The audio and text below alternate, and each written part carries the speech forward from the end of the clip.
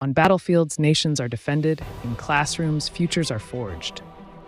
Field Marshal Sam Manekshaw taught us that leadership is not inherited by bloodlines.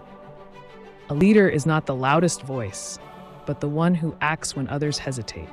Education is no longer just about degrees.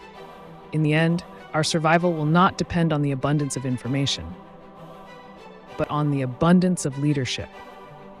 From battlefield to classrooms, building future-ready leaders.